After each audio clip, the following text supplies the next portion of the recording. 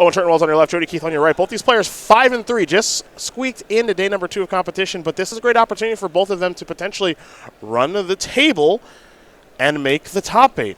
So you never know what can happen, as Jody will start things off with a Bloodstained Mire. Yeah, I have one claim to fame in the scenarios like this, where I won 9 matches in a row to top 8 an invitational with Jeskai Ascendancy. Oh, really? Okay. And I believe you were doing commentary, and at one point you walked over and asked me if I was still alive. That sounds like something I would do. With about 6 rounds to go. And I said, technically, yes. But I have to win them all. Well, you found a way to win them all.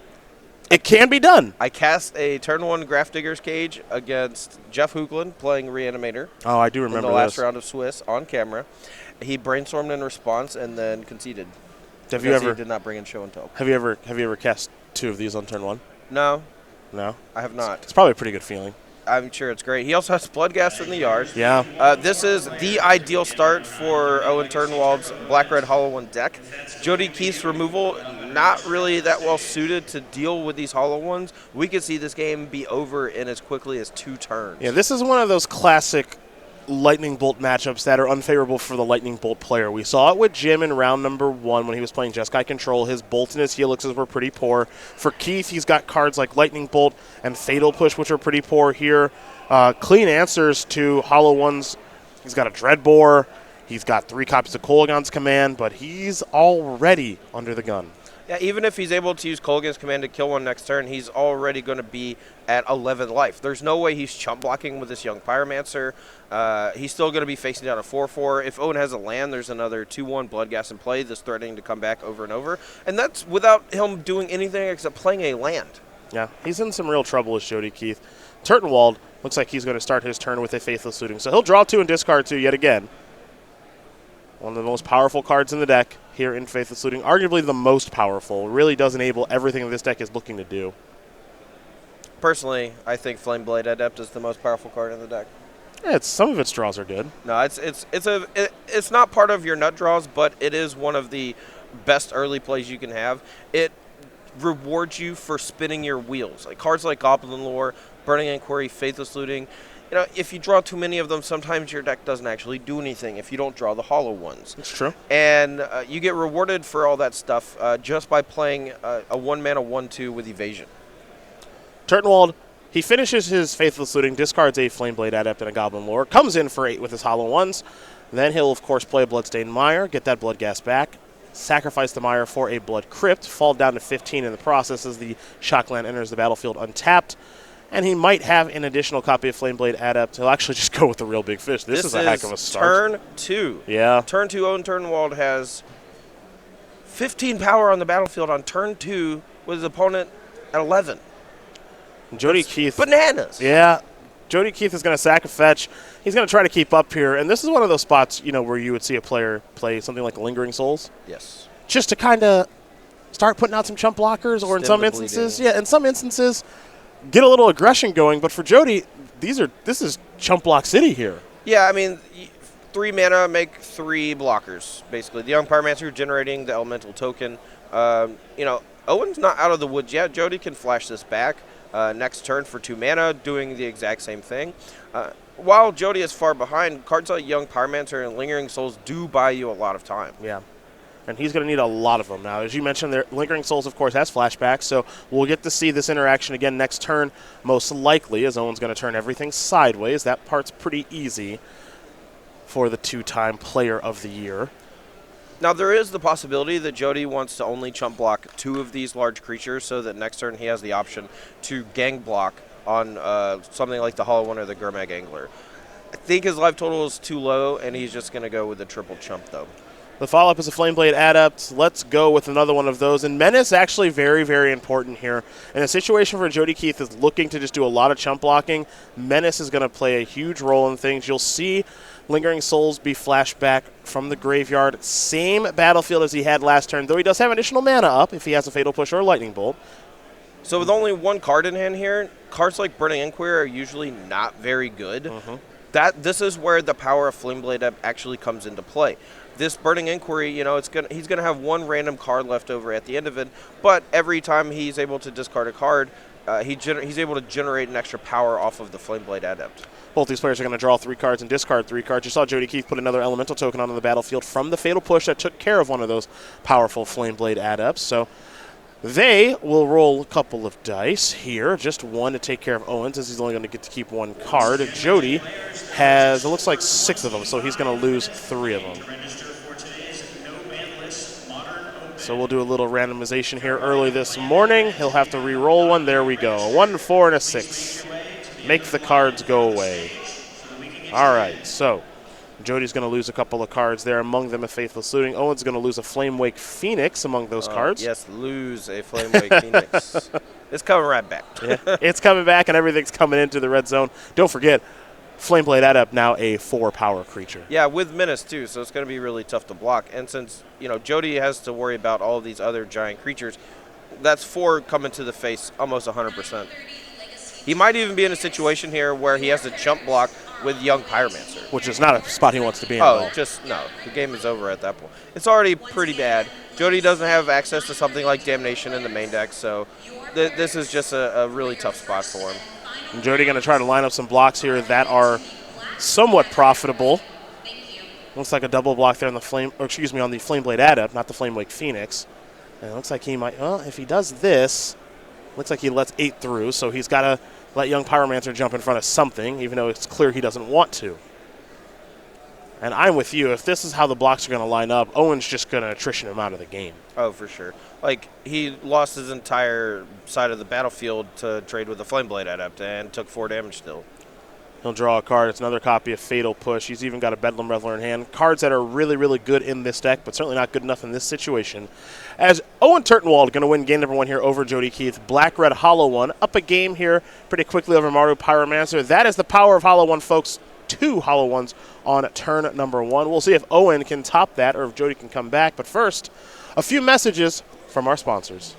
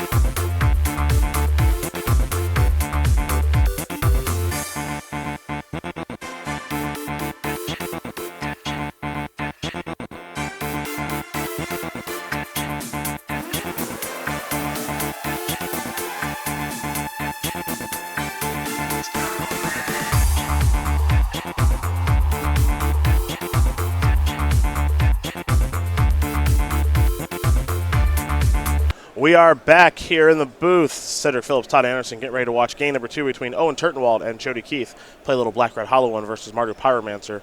Keith got ran over by Turtentwald in game number 1. Hollow Ones and Gurmag Anglers much too quick for Jody to take care of. But you take a look at the sideboard. He's got some answers here in 3 Ensnaring Bridge, 3 Surgical Extraction, 3 Camball, Council of Allocation, 2 Wear Tear, 2 Dampening Sphere, Liliana the Last Hope, and a Zealous Persecution. What do you like here, Todd? So I think Surgical Extraction might be a trap. but it is one of the few ways that Jody's deck has to answer permanently cards like Flamewake Phoenix and Bloodghast. But he still has to deal with these giant monsters in Hollow One and Gurmag Angler and Tastiger. So it's kind of a losing proposition to try to use Surgical Extraction to extend the game. Ensnaring Bridge, however, is going to be one of his best tools, and it may just flat out steal the game from Owen. If Owen doesn't bring an Ancient Grudge, I don't believe he has a way to win other than direct damage via Grim Lavamancer and Lightning Bolt. That'll be interesting. I think that Bridge will be pretty useful in this matchup here for Jody. Don't know if Owen's going to see it coming or not, though. Ensnaring Bridge is starting to become a central piece to the sideboards here are Mardu Pyromancer, 4 Turtentwald, 4 Leyline of the Void, 3 Ancient Grudge, 3 Fatal Push, 2 Collective Brutality, 2 Thoughtseize, and that additional copy of Grim Lavamancer. Anything jump out to you here? So Leyline of the Void, I think, is an obvious slam dunk. It basically turns off Bedlam Reveler and Lingering Souls flashback, as well as Faithless Link flashback. A lot of the synergies that the Mardu Pyromancer deck is able to garner just become invalidated on turn 0. And the colors that Jody's playing, I don't think he's I take it back. Wear Tear is probably going to come in on Jody's side as well, just because it's a 2-mana answer to Hollow One. Okay. And that actually might end up having some splash damage on Leyline of the Void. So he might have an answer to it. But Leyline of the Void's still a really solid way to negate virtually half of Mardu Pyromancer's threats. All right. Well, those are the options there for both players. They're waiting for the green light from us. We're about to give it to them. Game number 2 about to be underway. Owen going to start things off with a Leyline of the Void. Going to make Jody's life pretty difficult as here comes an Inquisition of Kozilek. Owen will fan it out. Couple copies of Street Wraith. Looks like a Faithless Looting and a couple of lands here for Turtentwald. Yeah, this Leyline of the Void is a pretty big deal to start here. Every instant or sorcery that gets exiled via the Leyline of the Void makes it that much harder to cast Bedlam Reveler later, even if Jody's able to find the Wear Tear. Yeah. And as most of us who play Modern know and have played with and against Mardu Pyromancer, Bedlam Reveler is one of the best cards, if not the best card, in the Mardu Pyromancer deck. Yeah, Bedlam Reveler is definitely an engine that's going to keep the deck doing its thing, as Turtentwald's going to cycle 2 copies of Street Wraith here early on in the game. Not be able to cast that, it's an unreasonable ask at 8 mana. Yeah, sure. Not a very good card if you're paying the full 8 mana for it. So we'll see if Jody, 1, brought in Wear Tear, and 2, if he does, how he'll opt to use it if he actually does draw it. As we go back over to Turtentwald, Jody Keith just playing a Bloodstained Mire and passing the turn back. Turtentwald going to sacrifice his Bloodstained Mire, get himself a Blood Crypt, fall down to 15 in the process. And we'll see what the 3rd place finisher at Pro Tour Dominaria has for his 2nd turn of the game. Believe it's going to be a fatty bombaddy like a Tastiger. Well, how about a Surgical Extraction saying, you wrong? Okay. If he has a fetch land, he can still do it. Surgical is knocking out the Faithless Looting as opposed to the Street Wraith, which is a fairly obvious choice. Yeah, I think Faithless Looting. And how this game is probably going to play out, I think Jody needs to stop Owen from drawing additional cards. For sure. I do think you probably have to bring that card in from Jody's side in this matchup. I'm not sure exactly which card you put a priority on, but you're not unhappy to take Faithless Looting, I will say that. Yeah, I mean, you can get some extra information, too, with things like Inquisition of Kozilek, so you might be able to snag an extra card out of their hand. Sure. But for the most part, you're just going to want to hit the graveyard-enabling type things. Like, you're going to want to hit the Bloodghast, the Flamewake Phoenixes, and the Faithless Lootings. So Jody will get some info by taking a look at Owen's deck. He's obviously got access to his hand as well, as Turtentwald did do a lot of cycling of Street Wraiths early on in the game. You'll see he's got another copy of Leyline of the Void in hand. And Owen's hand doesn't look too explosive at this stage. I think the 2nd turn might just be casting a Bloodghast. It certainly won't be casting Faithless Looting anymore this game. Yeah, neither player's draw looks too particularly good. Jody Keith's Bedlam Reveler in hand, neutered by that Leyline of the Void. And his plan of Ensnaring Bridge is going to make Owen's draw look even worse than it already is. There is the Bloodghast. Jody Keith is going to sacrifice another Bloodstained Mire here. We actually do see that a lot in Modern, where after sideboard, both decks just become very answer-heavy to the very specific linear types of decks that they're playing against. Like, both of these decks have somewhat of a reliance on the graveyard. Both players have already played some sort of graveyard exiling thing. This is fairly commonplace. Games really slow down a lot, You have a lot more time to try to battle through all these cards. But in Modern, the cards are so powerful that a lot of times it's just not feasible. Marsh Flats will be sacrificed here by Jody Keith. He'll get himself a basic swamp, falls down to 18. And we'll see what spell he'd like to play on this turn. I do like that sometimes in Modern matches, things just kind of get a little disjointed and grimy. And you're going to kind of just play an ugly game instead of both decks being like these supercharged, turn 3 killing machines, as here is an Ensnaring Bridge. Like, Jody's draw in game 1 was very good. He went, turn 2 Young Pyromancer, turn 3 Lingering Souls, turn 4 Flashback Removal spell. And it wasn't even 1/10 good enough. Yeah, just got destroyed. But now in game 2, you're seeing, exactly what happens when players start having more answers. Maybe they keep hands based on certain sideboard cards like the Ley Line of the Void, knowing that it's going to negatively affect your opponent enough so that, you don't actually need that really explosive start. And Jody going to follow up that Ensnaring Bridge with a copy of Young Pyromancer and a Bloodstained Mire. We're going to go back over to Turtentwald, who's going to sacrifice a Bloodstained Mire. We're in a Bloodstained Mire heavy matchup here, folks, as Turtentwald's going to go get a Stomping Ground. That Stomping Ground, of course, will enable him to flashback Ancient Grudge. And that assumes, of course, that he even brought the card in. Even if he didn't, I like fetching up the Stomping Ground just as a bluff. Like I think Owen is a heads-up enough player that he's done the research. He probably has Ancient Grudge in his deck right now. But if he doesn't, fetching up the Stomping Ground just like makes your opponent think that at some point this Ensnaring Bridge might disappear, and they have to be scared of it. Bloodghast going to trade here with Young Pyromancer. And now, I like this play here by Jody. He is doing this, for those of you who've never seen this, he's doing this at the end of combat before Owen gets priority back in his second main phase to remove the Bloodghast from the game forever via surgical extraction. So now, Todd, 2 primary threats down the surgical extraction we want to take care of. There's only one left. In Flame Lake Phoenix. For sure. Jody does have 3 of the surgical extraction on the sideboard, so he still has a target. He's also shrinking the graveyard a little bit. It's going to make it a little harder to delve later on, but I don't think that's the primary function of surgical extraction. It's a surgical extraction. Yes. It's precise. You're trying to take care of very specific threats.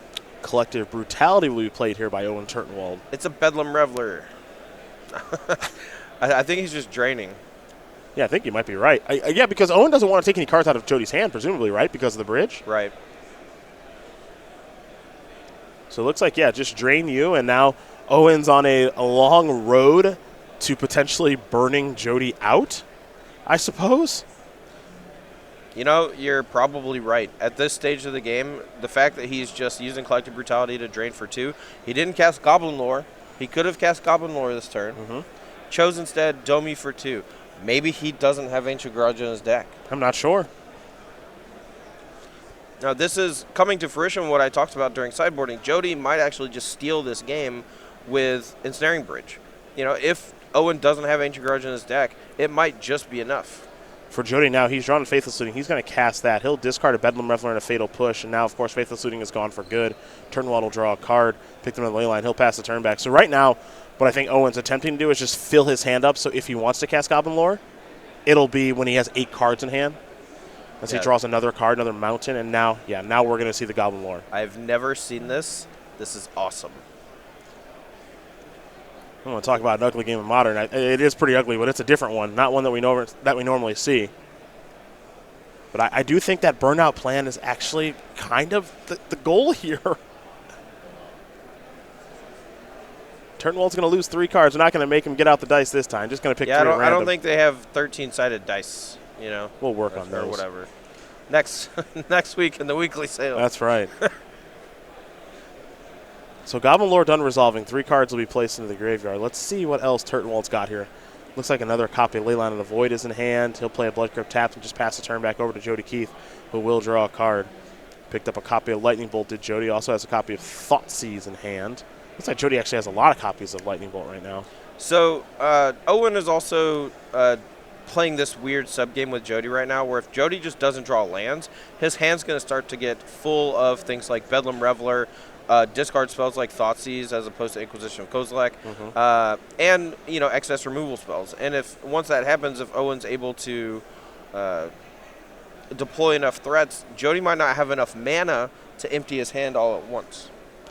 2 copies of Flamewake Phoenix here from Turtentwald.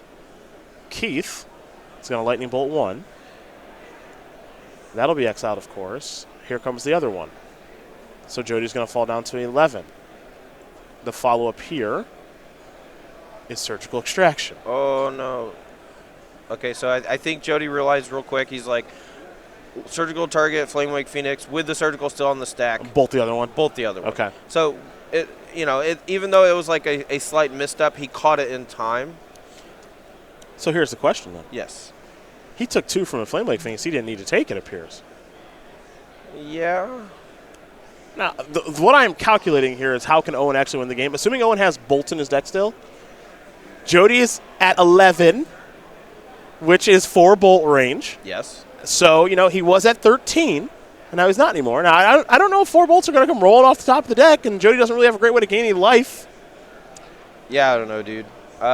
He already brought in 1 Collective Brutality, though, so he might still have 1 Collective Brutality. He also has Grim Lavamancers. I mean, Jody's deck is mostly removal spells, though, so Grim Lavamancer should not be too big of a threat.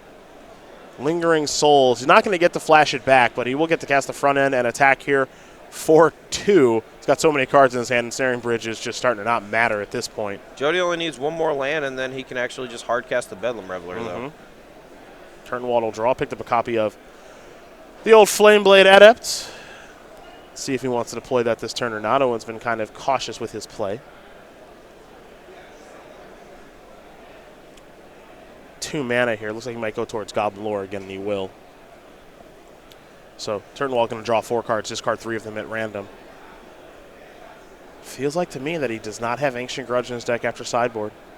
Yeah, I think he would have been much more aggressive with these Goblin Lores, like not holding them for long. He wants to find them, and it doesn't matter if it goes to your graveyard or stays in your hand, Looks like a Leyline or 2 and a Gurmag Angler placed into the graveyard.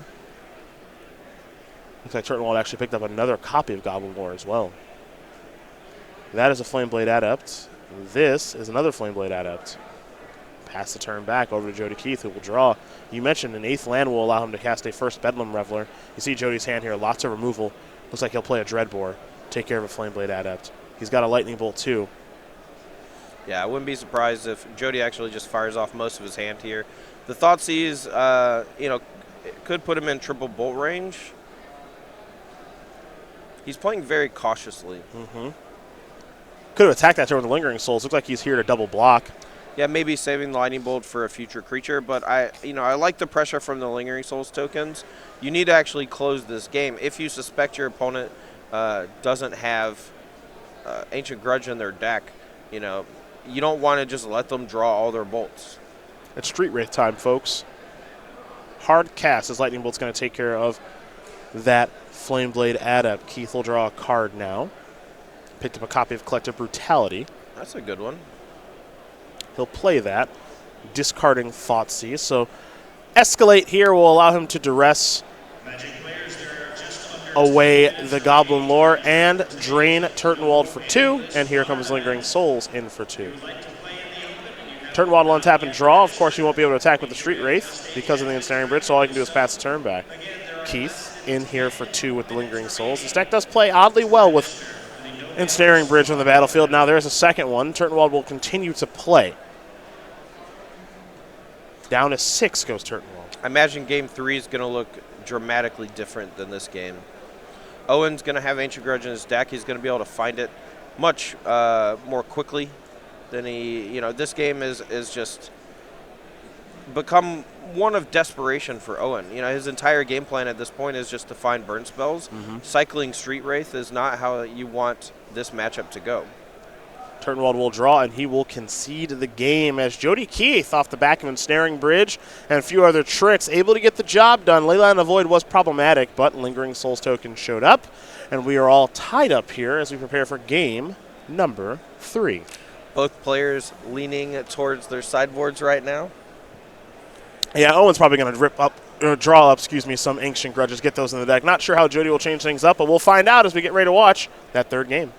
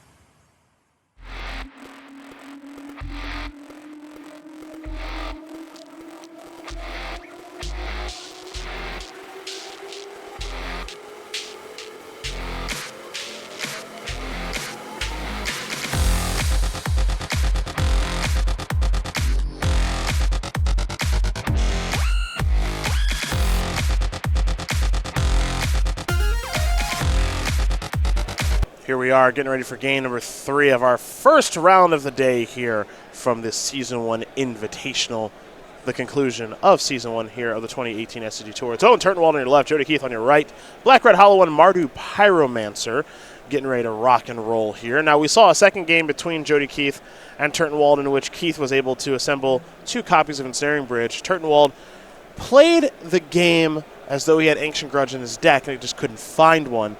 I'm not convinced he had him in before, but Toddy certainly got him in now.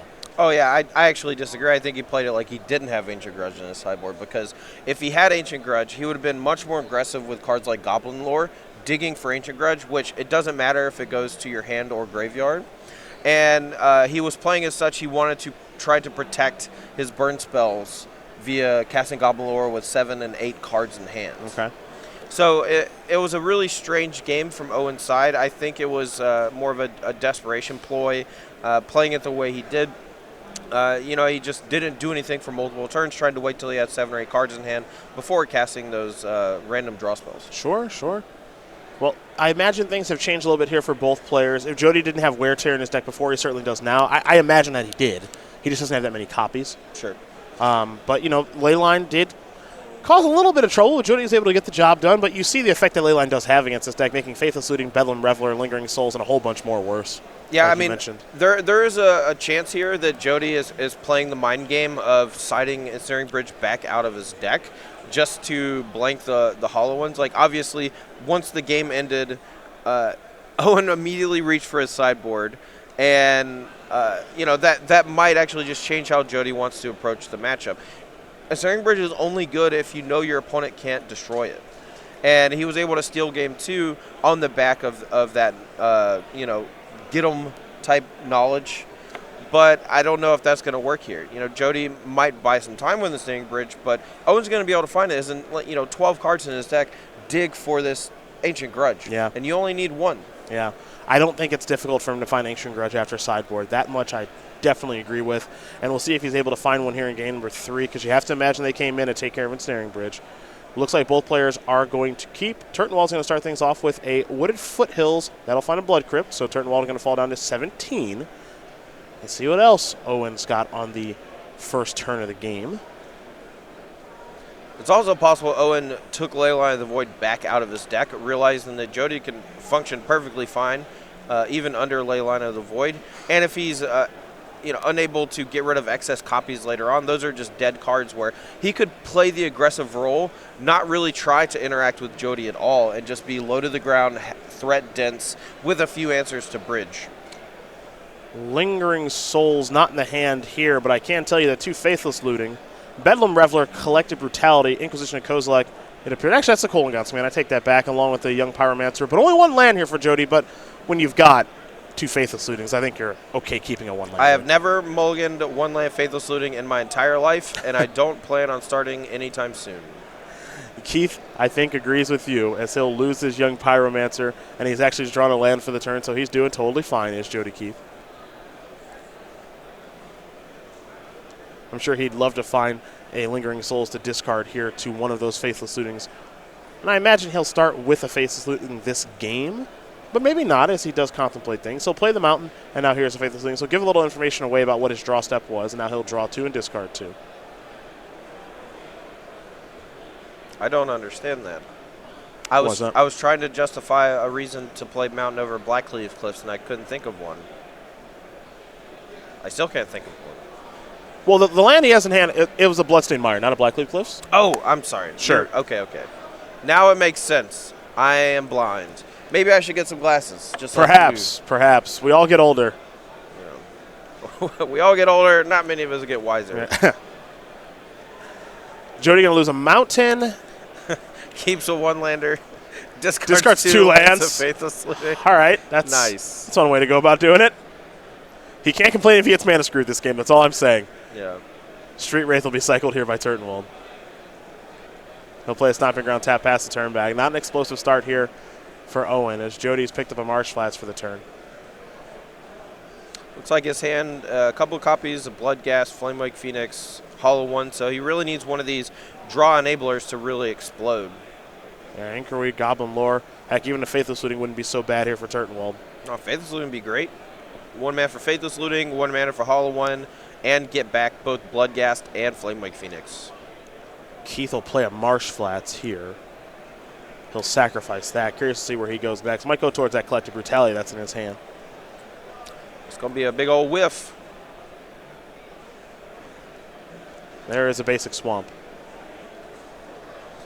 If you're Jody from this side of things, I think casting the Collective Brutality, the only card you're going to hit in this spot is Ancient Grudge. So I would only do this if you also have Surgical Extraction to get rid of all of those, and you still have a Ensnaring Bridge in your deck.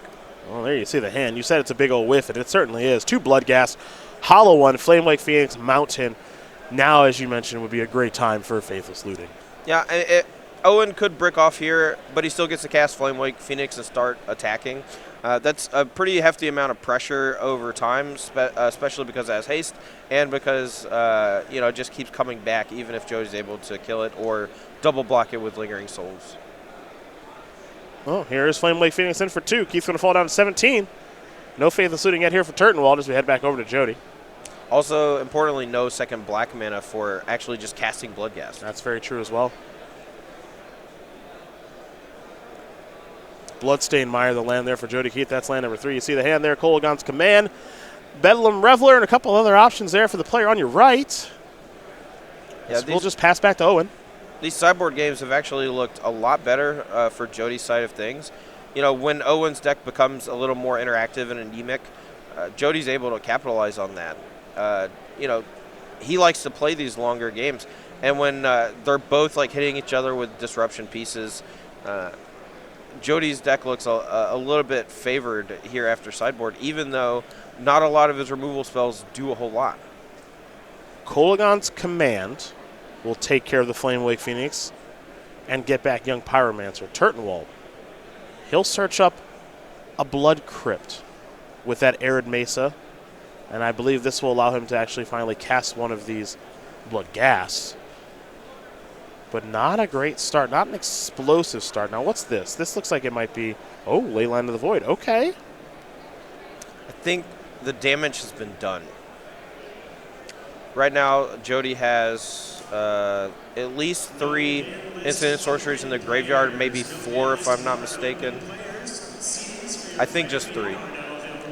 So Bedlam Reveler still costing 5, but it doesn't cost 8. Yeah, 5 a lot more manageable than the 8 mana it cost last game. Here's Hollow One. Turtentwald going to cycle that.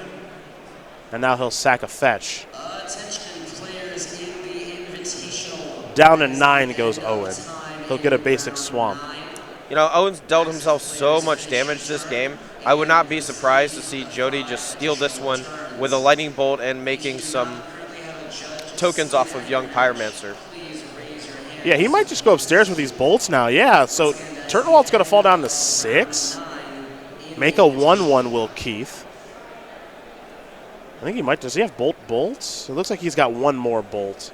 Yeah, he's got Lingering Souls, bolts, and no removal spell for the Hollow One. He might have been able to close the game right now, but instead he's just going to play to win next turn. Turtentwald here with a Goblin Lore. Now this might be able to turn some things around. We'll see. Card like Collective Brutality would be great for Owen right now. Yeah, he really needs a way to clean up the battlefield, and I don't think he has it in his deck. It's a really bad spot for Owen. His deck was just too slow, too anemic this game. Bloodghast will be placed into the graveyard. A couple of lands as well. Goblin Lore done resolving. And now it's time for a Faithless Looting, so he'll get to see a couple of cards now this turn. Whenever you're having to cycle Hollow One on turn 5, it's tough. not really where you want to be. It is tough. Turtentwald going to get back a couple copies of Flame Lake Phoenix. He'll come in here. Yeah, this should be game over. He has the second Lightning Bolt in hand, does Jody Keith. He's just going to ship in with all of his creatures, and that's going to be enough to steal this game. Keith will untap very, very quickly. He will draw this. Looks like another copy of Young Pyromancer. Here come all the Knuckleheads. There's your blocking Young Pyromancer. We'll see a Lightning Bolt, and that'll get the job done. Jody Keith's going to win this match over Owen Turtentwald 2-1. Mario Pyromancer will take care of Black Red Hollow One, and for the leader of the Goon Squad, until we think of a better nickname, he's 6-3, can still make the top 8 here in Roanoke.